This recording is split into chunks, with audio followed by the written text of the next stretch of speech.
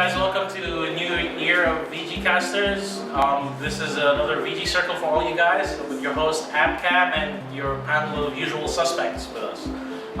Today, for our first episode, we'll be talking about all the new stuff that will be coming out, that has come out and that will be coming out. So it includes Set 10 information and the trial decks that have recently been released. To start off, we'll start off with the released information with Set 10, since that was the first thing to come out this year. We'll do it in terms of clans. We'll start with Gold Paladin and Odin. What can you tell us about Gold Paladins in Set 10? Okay, Set 10 Gold Paladins is pretty much the new support for the new archetype, Liberators. Yeah? But the main key card, the main focus cover card is Alfred, Liberator of the Round Table. Yeah. Liberator of the Round Table.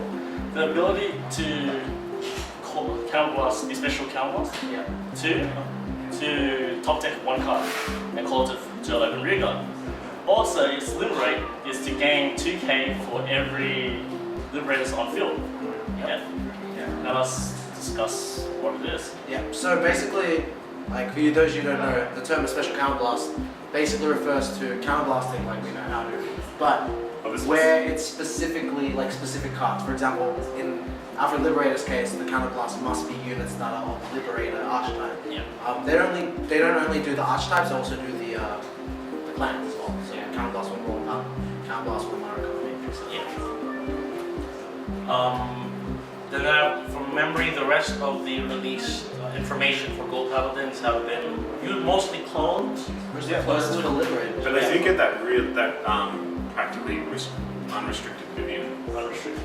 Oh yeah, but that's still for Liberator. Yeah, but it's still very nice. Yeah. Next up, we have Narukami. Information on Narukami for Set 10, and we'll be giving up our very own Balser. Yay, Eradicators! Me and this guy, we like Eradicators. The general gist of Eradicators is they're much less similar to Liberators. They're the whole new archetype, most of the cards in the set support them. There's only like one or two cards that are even usable outside of an Eradicator build. The Eradicators themselves pretty much play just like old Narukami. It's all focused about one massive limit break Vanguard that does all your work, and all your rear guards just sort of give it a little bit of support every here and there, not usually that much. There's been a lot of hype for Draconic Descendant because of the whole restanding thing and the game critical.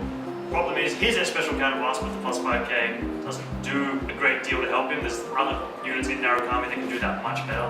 And it's the same deal for Golden Buster. His counterblast 2 is a lot inferior to, say, Draconic Death Scythe. There's better ways to do their special counterblasts. Much like Alfred, there's other ways you can do top deck and you can go balance, just whether or not it's a Liberator is a different matter. But yeah, the Eradicators all look very interesting. We've both been experimenting with different builds. Each going Descendant, it's very late game and powerful when it gets there.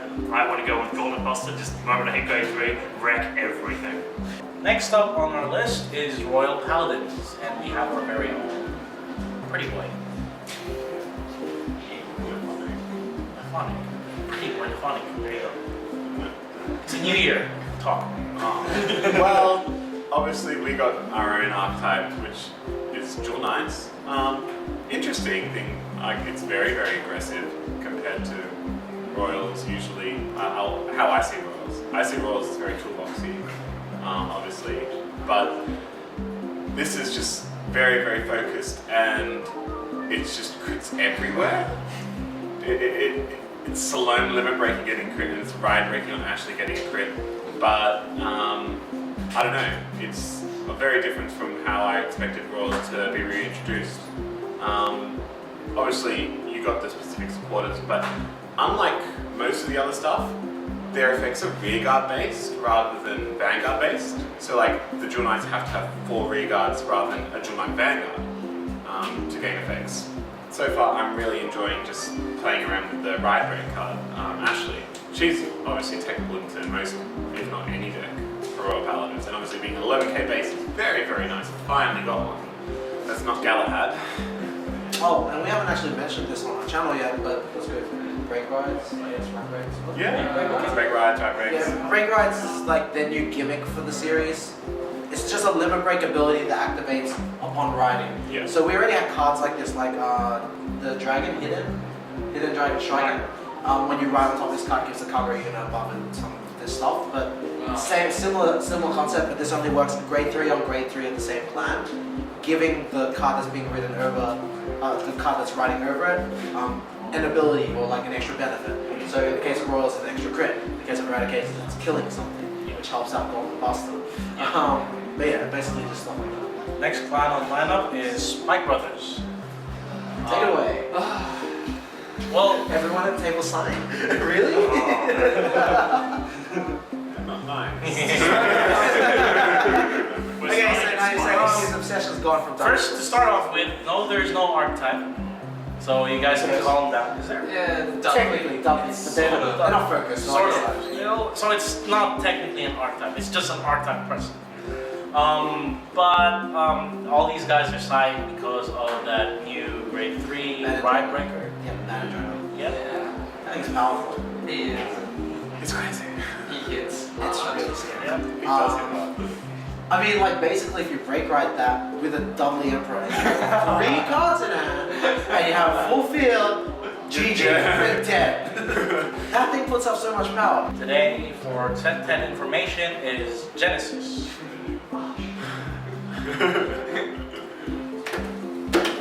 My card, man. Dude, it's okay. It's just. Come back. Calm down. I know, it's. I guess we should just continue. Dockery, would you like to talk about Genesis?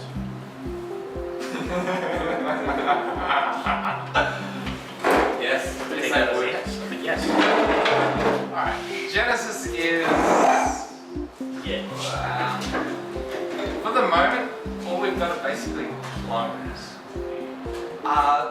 What we've seen from basically the chain ride is they seem to be very focused on both soul charging and using what they obtain to gain more hands. So it's sort of like a mixture between Coco and Amaterasu in a way without the check top.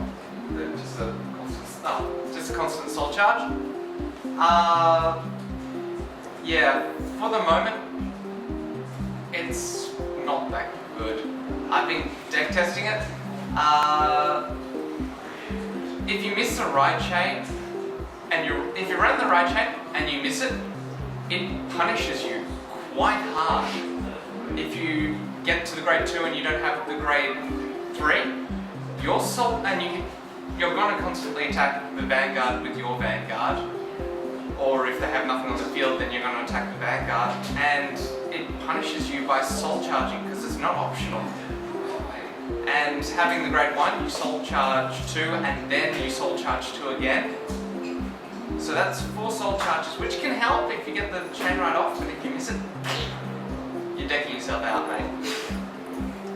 So far, we think Genesis isn't that great No. yet. We gave more Yeah. information. Yay or nay? I'd have to say nay at this point. It's a United Sanctuary clan and it's supposed to be some sort of new Oracle think tank, which is the reason why RPGcaster ran away, because he just couldn't handle it. Because Misaki is now playing Genesis. Okay, that's all we have for set 10 information. Next up, we'll be talking about the next bit that has been released by Bushiroad for Japanese, and that is the trial decks. Yeah. We've got 2 guys here who have been playing with them, who apparently, Odin loves his heel trigger, but we'll be talking about, the Gold Paladin and the Narukami new trial decks, and we'll start with Gold Paladin. Let's talk about the forward card, Blast of the Blade Liberator.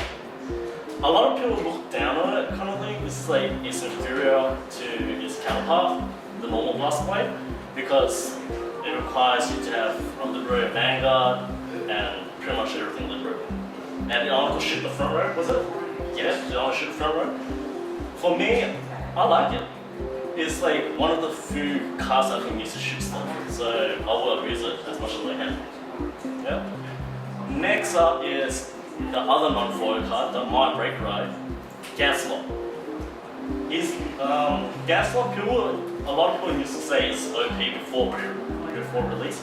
How you just keep riding Gaslock over Gaslock. By testing it, it's not that consistent. You didn't get it often that much. Yeah. Break riding actually takes quite a bit of planning. You could ride the break riding card, but you have to wait for your grade 3. The Eradicated TD more or less just has clones of exactly the same cards in Liberators. You got Intel clones, AK vanillas, reprints of like 13k attackers. You get your own copy of the Dignified Gold Dragon, Discharging Dragon, which is notably very useful if you're playing the Steel Dragon Indigo because it's an easy 21k column. While Breakthrough Dragon did the same thing, Discharging is a lot better to ride if you're going for a Break Ride. Onto the Break Ride, Vowing Sword Dragon as a standalone is a lot weaker than Gaslight, killing one rearguard versus an entire Soul Saver effect. The difference is the combo synergy you can have with Vowing Sword Dragon. Like the obvious thing would be to Break Ride into one of the new Eradicators. Restanding and Dragon Descendant with 21,000 power or killing a free rearguard for a Gauntlet Buster and getting 10,000 is very scary stuff if you can time it exactly right. The problem is timing it. If you hold on to it too long, you'll have to just go through into a null in order to survive. If you do it too early, your opponent can just take the hit. The Eradicator TD just has all the clones Eradicators are going to need to be competitive. They got a 10k booster, clones, useful things, and a new heal trigger, which is always nice. Everyone likes new heal triggers. My heal triggers. No, mine does. Mine draws. Guys, enough about the heal triggers, okay? They serve no other purpose. Except for the archetype names, which we are going to get into now. Archetypes. What do you guys think of this whole new thing where they're leaning more into using archetypes rather than just clans? Woo! I don't know. I think Obvious contrasts. Musketeers! Musketeer players, right here. We love archetypes. I think Busher is just doing it just so the game doesn't get too unbalanced. So that obviously they're stopping it from splashing into the whole clan in general. Yeah, it also helps create a bit of diversity. Yeah. You know, because you've got your regular gold paladin players, and you'll have the liberated paladin players. So it just creates a little bit of diversity, especially since what we saw in the Japanese national worlds. So far we've got 3 saying good, 1 saying boo, just flat out. I'm at the moment still pretty indifferent to it. I'm very curious as to see what they plan to do with it. But because none of the clans I plan on playing or have played has any form of archetype, I still have a long way to go to see what goes on with them. Last thing we will do for this episode is go through some common questions from the last VG circle. Yay, question time. So yeah, it's Vanguard question time. We've got a username here for name AFRGHK. I have no idea how to say that. He mentions that we did forget to talk about the Asia Dragon Cross Ride from the last set. Oh, Illuminal, yeah. We sincerely apologize for that one. We were actually very, very disorganized with that video. We were. How would you put it? We were relieved that we were actually able to put out a decent video On time. for that. It was such a big video. And it was a very big video because they introduced so much and they supported so much. Like you saw, we had nearly 10 people at the table. Basically, we're saying we're human too infallible. Except for, of course, FCAM, who's infallible. Yeah, not fallible, awesome.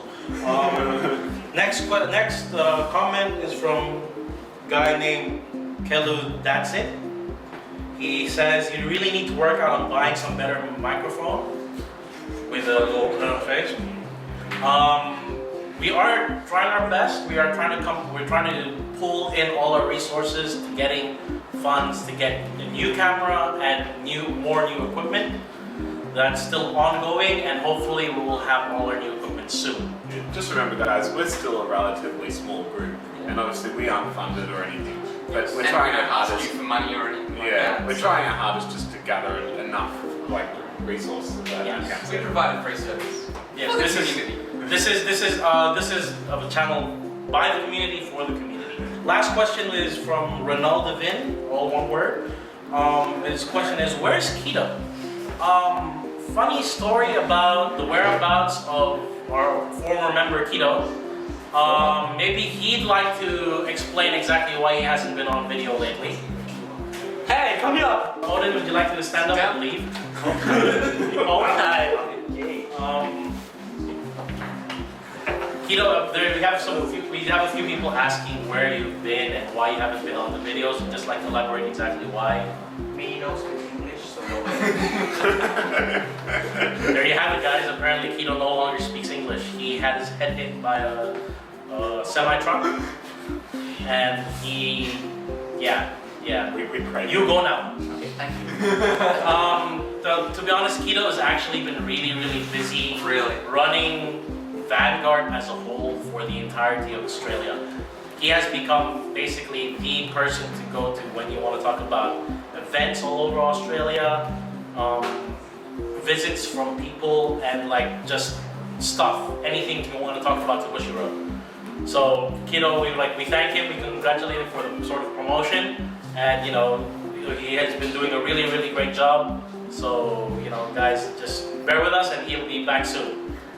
So that's it for us from the VGcasters. Stay tuned for our next episode that's coming in a few weeks after probably Set 10. My name is Amcam, we are the VGcasters, and we are signing off. Next on our list, we're going to be talking about Genesis. Dude, no. Hey, man. I know.